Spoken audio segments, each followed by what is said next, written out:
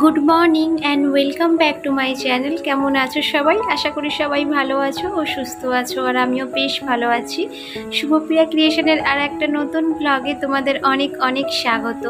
যে যেখান থেকেই আমার এই ব্লগটা দেখো না কেন, তাদের অনেক ভালোবাসা আমার এই ছোট্ট ব্লগে। বন্ধুরা, পুরো ব্লগটা জুড়ে থাকার অনুরোধ রইল। আজকে সকালে ঘুম থেকে উঠেছি ওই সকাল 7টা নাগাদ। তো ঘুম থেকে উঠেই আগে বাসি ঘরটা ঝাড় দিয়ে কাপড় কটা ভিজিয়ে দিয়েছি, আর তারপরে চা খেয়েই এই যে লেগে পড়েছি কাজে। দেখো, মানে এখন ফ্যানটা পরিষ্কার করছি, কারণ ফ্যানটাতে না ভীষণ ধুলো পড়েছে। তো আজকে যেহেতু একটু কাপড় চোপড় কাচবো, তো সেই কারণে ভাবলাম যে ফ্যানটাকেও একটু ভালো করে পরিষ্কার করে নিই, তারপরেই বিছানার চাদরটা তুলবো। প্রায় এক সপ্তাহ ধরেই আমার বরকে বলছিলাম যে ফ্যানটা একটু পরিষ্কার করে দেওয়ার জন্য, কিন্তু ও না কিছুতেই পরিষ্কার করতে চাইছে না। তাই জন্য আজকে আমাকে নিজেই হাত লাগাতে হলো। মানে বিছনার ওপর একটা চেয়ার রেখে তার উপর উঠে আমি ফ্যানটা পরিষ্কার করলাম। আর এই যে এখন নিচে না ঘরে অনেক ঝুল পড়েছে, তো সেগুলোই দেখো এখন একটু ঝাড় দিয়ে নিচ্ছি, নয় পায়ে পায়ে তো আবার এ ঘর ও ঘর হবে। আর দেখছো ফ্যানটা দিয়ে কি পরিমাণে ঝুল পড়েছে, আর সেগুলো না সব খাটের তলায় গিয়ে জমা হয়েছিল। তো এখন টেনে টেনে সেগুলোকে বার করলাম। আর কি বলতো, ফ্যান যদি আমি প্রতি সপ্তাহে একবার করে পরিষ্কার করি তাহলে এতটা নোংরা হয় না, কিন্তু আমার তো যেহেতু হাত যায় না, তাই ওর ভরসা আমাকে করতে হয়। আর ওর ভরসা করলে আমার ঘরবাড়ি একদমই আরও নোংরা হয়ে যাবে। তাই জন্য আজকে না সকাল সকাল বাধ্য হয়ে নিজেই হাত লাগালাম। তো যাই হোক, এখন তোমরা সাথে থাকো আর পুরো ভিডিওটা দেখতে থাকো। আর আজকের না পর্দাগুলোকেও একটু ধুয়ে দেবো, কারণ বেশ কিছুদিন হলো পর্দাগুলো অমনিই টাঙানো রয়েছে, কিন্তু ধোয়া মোছা আর হচ্ছে না। কারণ অতিরিক্ত পরিমাণে যে গরমটা পড়েছে, তো সেই কারণে না কাজ করতেও সংসারের ইচ্ছা করে না। কিন্তু এই সমস্ত কাজগুলো না করলেও নয়।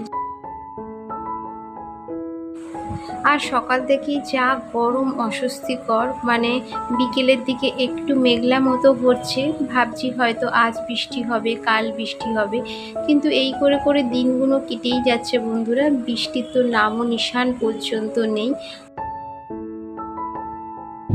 আর আমার এই ঘরের যে জানলাটা দেখছো, এই জানলাটা দিয়ে এত পরিমাণে রোদ্দুর আসে যে বলার মতো নয়। সামান্য একটা পাল্লা খুলেছি, তাই দেখছো কত রোদ্দুর, আর দুটো পাল্লা খুললে তো একদম ঘর রোদ্দুরে খাঁ খাঁ করবে। আর এই যে দেখো দরজার পর্দাটাও এখন খুলে নিলাম। তো এখন এগুলোকে একটু ভিজিয়ে দিই, তারপরে তো বাদবাকি কাজগুলো করবই। কারণ এগুলো ভিজানো থাকলে নোংরাটাও খুব তাড়াতাড়ি উঠে যাবে, আর আমার পরিষ্কার মানে বেশি প্রেশার দিয়ে কাচতেও লাগবে না। আর এগুলো যেহেতু সিনথেটিক, তো বন্ধুরা, তো একটুখানি সার্ফের জলে ভিজিয়ে রাখলেই না বেশ ভালোই পরিষ্কার হয়ে যায়।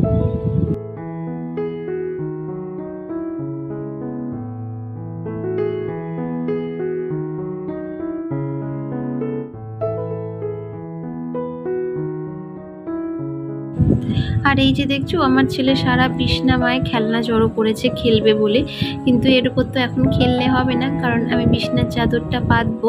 কারণ যেহেতু ফ্যানটা ছেড়েছিলাম তো সকালে, তাই ভীষণ ঝুল পড়েছিল, তাই বিছনার চাদরটা তো চেঞ্জ করতেই হতো। তাই দেখো এখন একটা নতুন চাদর পেতে নিচ্ছি, মানে নতুন নয়, এটা হচ্ছে কাঁচা ধোয়া মানে চাদর। তো এটাই এখন পেতে নিচ্ছি। আর সাদা চাদর পাতলে কি হয় বলো তো, ভীষণ পরিমাণে নোংরা হয়ে যায়। আর যেহেতু আমার ঘরে বাচ্চা রয়েছে, তাই না ভীষণ পরিমাণে সাদা চাদরটা নোংরা করে ফেলে। কিন্তু এখন আমার কাছে আর চাদর নেই যে পাতবো অন্য কোনো, তো তাই জন্য না বাধ্য হয়ে এই চাদরটাই পাততে হচ্ছে। আর দেখো চাদরটা পাততে বিছনার শোটাই যেন বেড়ে গেল।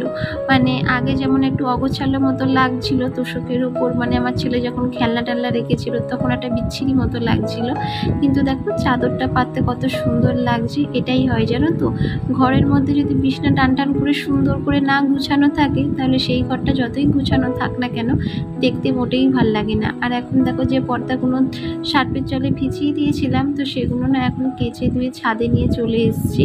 আর ছাদে না ভীষণ পরিমাণে হাওয়া চলছে, যেন মানে আকাশটা একটু মেঘলা মতো করেছে।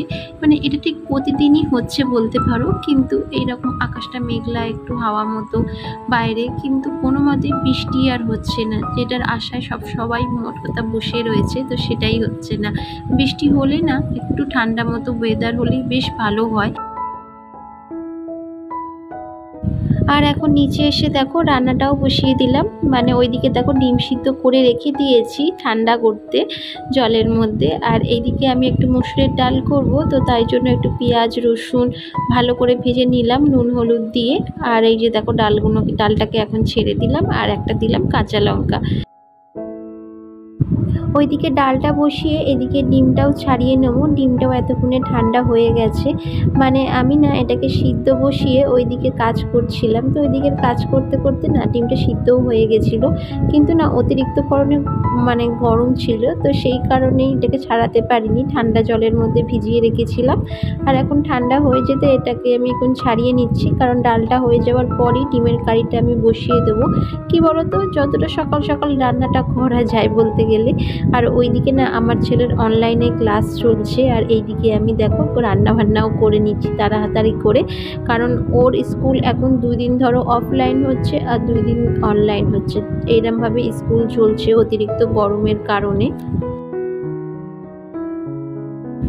আর আজকে রে সেরকম বাজার টাজারও বাড়িতে নেই, আর ছেলেকে তো স্কুল দিতে যাইনি, মানে ছেলের তো অনলাইনে ক্লাস চলছে বাড়িতেই, তাই সেই কারণে না বাজারও কিছু করা হয়নি। তাই ঘরে ডিম ছিল, তো ডিমটাই রান্না করলাম, আর তার সাথে করলাম একটু মুসুরির ডাল, আর ভাতে একটু আলু সিদ্ধ দিয়ে দেবো। তো ব্যাস এই হচ্ছে আজকের আমাদের দুপুরের লাঞ্চ। আর এইদিকে দেখো আমি স্নান করব, তার আগে বাথরুমটাকে একটু ভালো করে ঝাড় দিয়ে নিচ্ছি। ওইদিকে তো রান্নাবান্না সমস্ত কিছু কমপ্লিট হয়ে গেছে, তার সাথে ঘরের টুকিটাকি যে কাজগুলো ছিল সেগুলোও করে নিয়েছি, কিন্তু ভিডিও আর বানানো হয়নি বন্ধুরা। কারণ কি বলতো, মানে এতটা পরিমাণে গরম হচ্ছিল যে ইচ্ছা করছিল না আবার ক্যামেরা নিয়ে সেট করা, আবার এটা সেটা করা, তো একটু বিরক্তি মতোও লাগছিল। তো যাই হোক, এখন দেখো আজকে না শ্যাম্পু দেবো, কারণ সকাল সকাল মাথাতে তেল দিয়েছিলাম শ্যাম্পু দেবো বলে।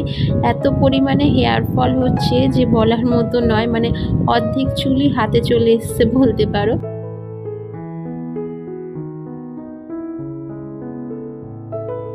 আর এই অতিরিক্ত পরিমাণে হেয়ার ফল হওয়ার কারণ হচ্ছে ঘাম, মানে আমার মাথায় এতটা পরিমাণে যে ঘাম বসছে, তো সেই কারণেই না চুলের গোড়াগুলো আলগা হয়ে যাচ্ছে ভিজে থাকতে থাকতে, আর চুল উঠে যাচ্ছে। তো কি করব বলো, গরমের মধ্যে না একদম চুল ছাড়তে ইচ্ছা করে না, তাই বেঁধে বেঁধেই কাজ করতে হয়। তো বন্ধুরা, আজকের ভিডিওটা এখানেই শেষ করলাম। যদি তোমাদের ভিডিওটা একটুও ভালো লেগে থাকে তো প্লিজ একটা লাইক করে সাবস্ক্রাইব করে আমার পাশে থেকো।